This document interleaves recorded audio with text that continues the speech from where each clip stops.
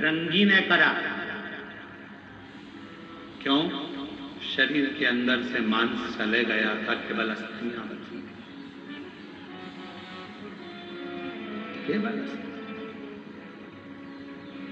तीन ताली का नाद किसके लिए करा जाता है? क्यों करते हैं?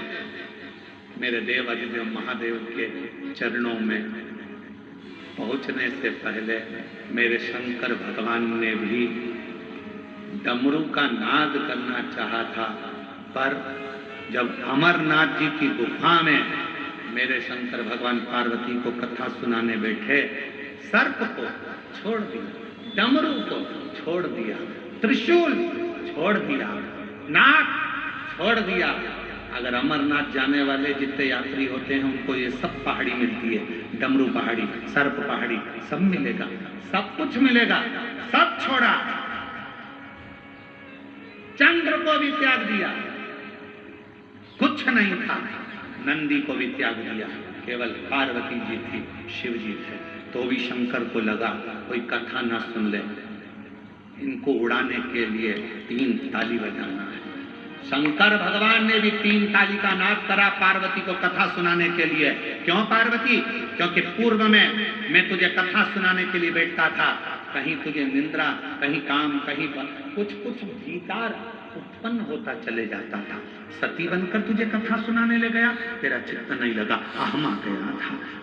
गौरा बनी, कथा सुनाने लेकर गया, तेरे भीतर थोड़ी अभिमत्ता आ गई थी, तेरे भीतर कुछ न कुछ आते रहा। अब की बात 3 ताली का नाद करूंगा, जिससे तेरे अंदर कुछ अगर आएगा भी तो वो भाग जाएगा।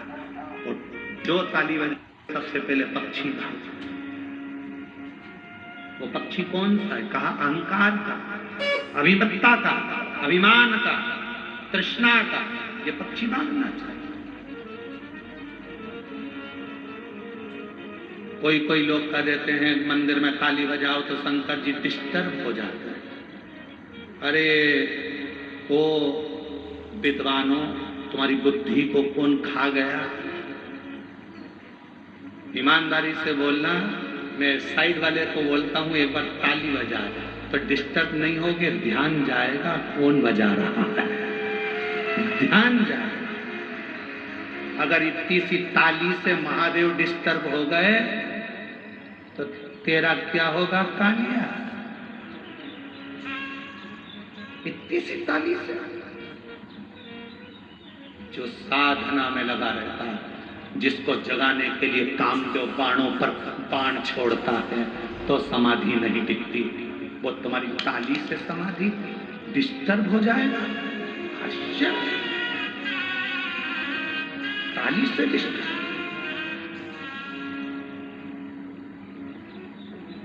चित्त लगते, मन, हृदय,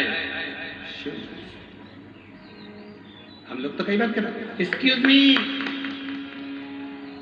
प्लीज, मैं हूं। कई लोग चिल्ला कहते हैं हेलो,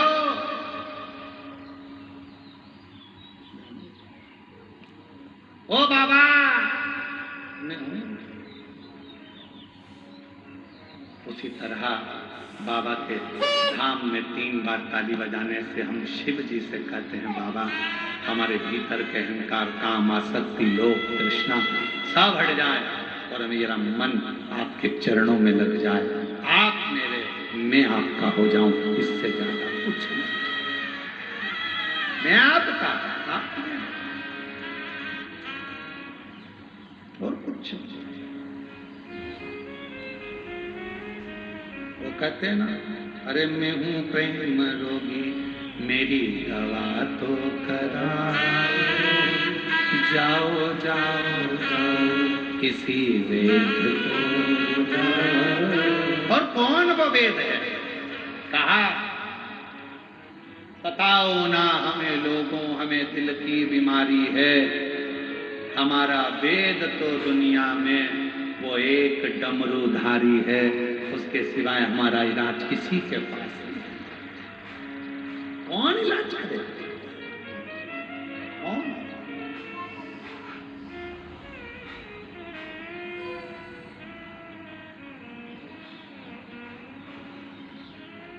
एक पत्र है, अच्छा है।